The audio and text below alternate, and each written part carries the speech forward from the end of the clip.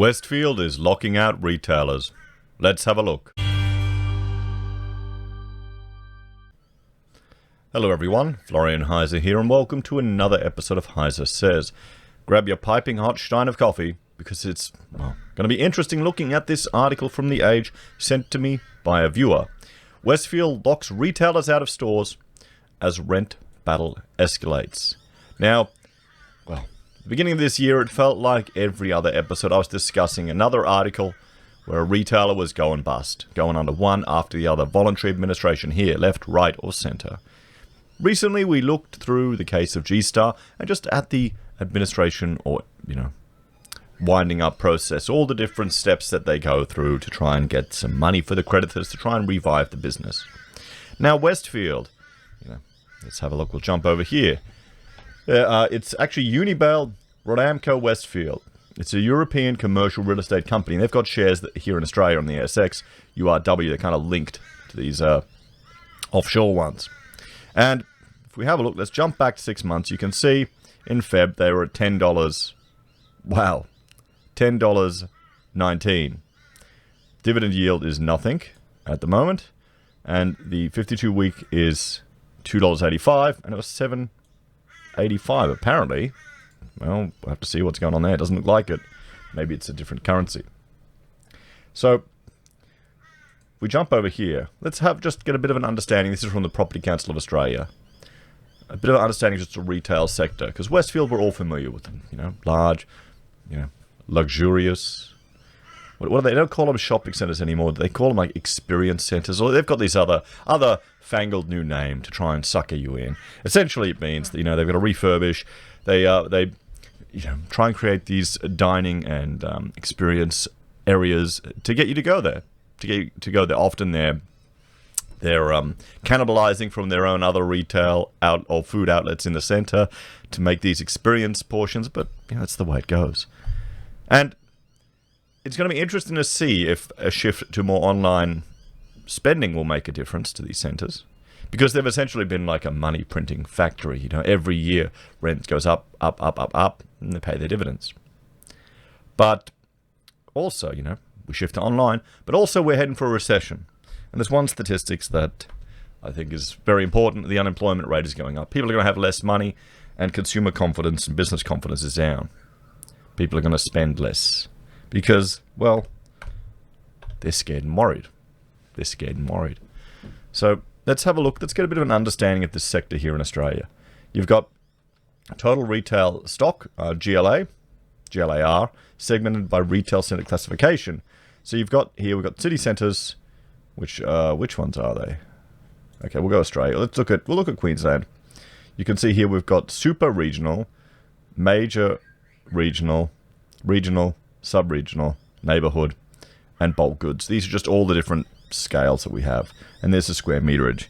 And we can have a look at Western Australia, New South Wales, and Australia. Just the breakup of them. But what's interesting, and I will bring this up here. This is a very interesting chart. This is from the shopping centres I gotta remember the name, SCCA, shopping centres. Hang on, I'll find it. Shopping Centre Council of Australia, of course.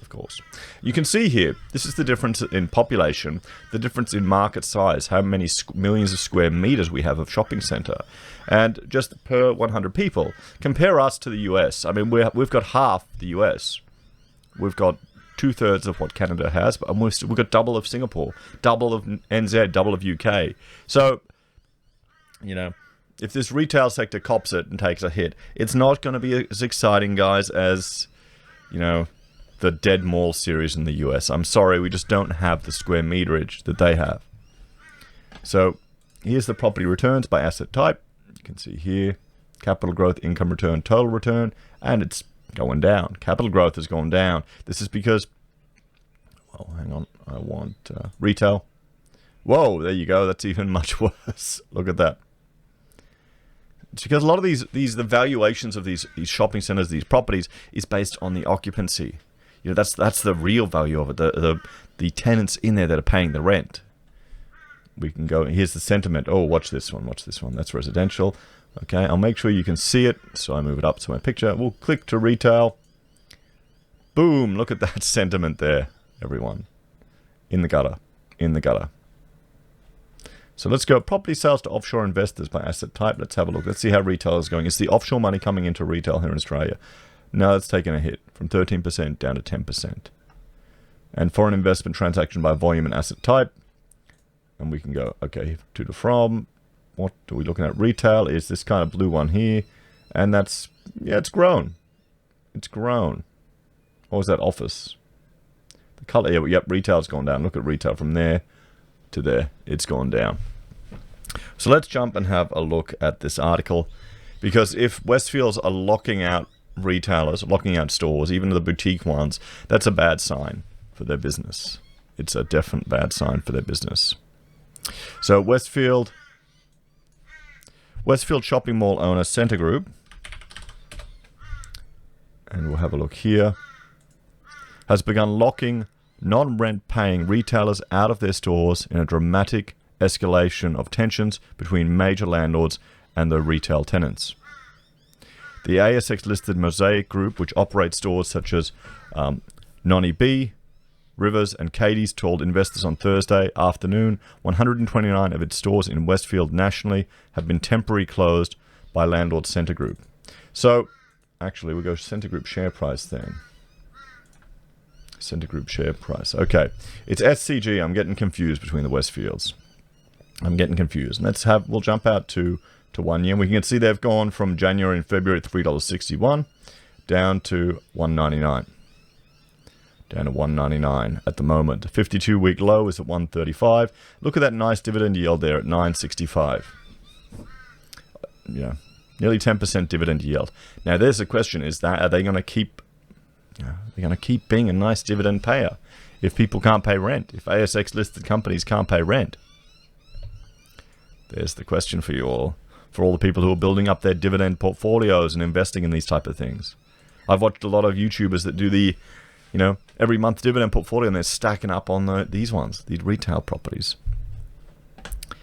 The move will affect about 400 of Mosaic's employees, which Chairman Richard Falcone said was disappointing and not in the spirit of the pandemic negotiations.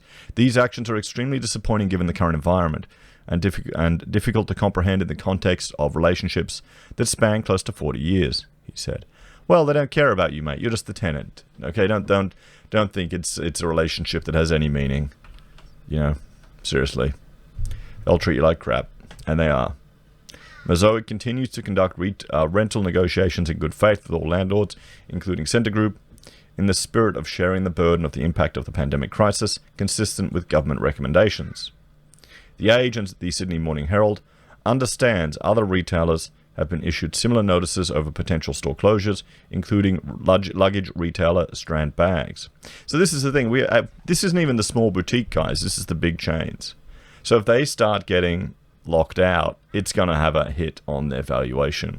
And the question is, has shares like Scentre Group or Westfield or any of the big retail investment trusts, have they taken account of this? Has the market taken account of big brands being locked out?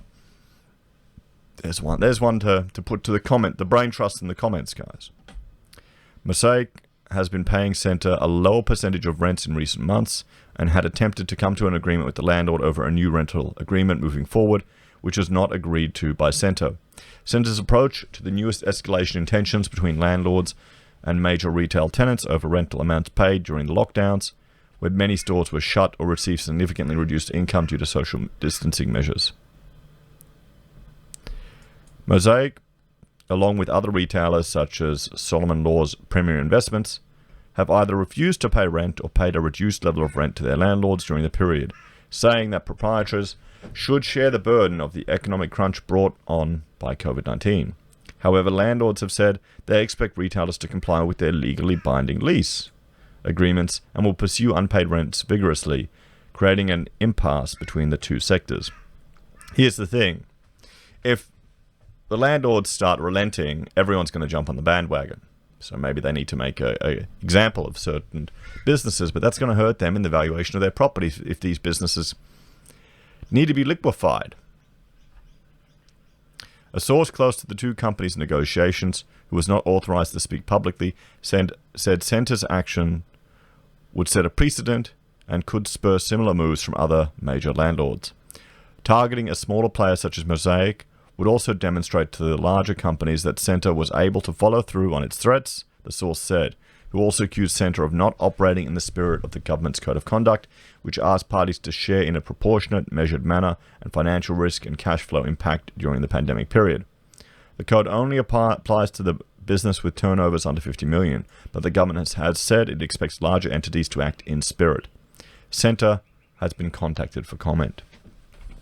So there we have it, everyone. There we have it.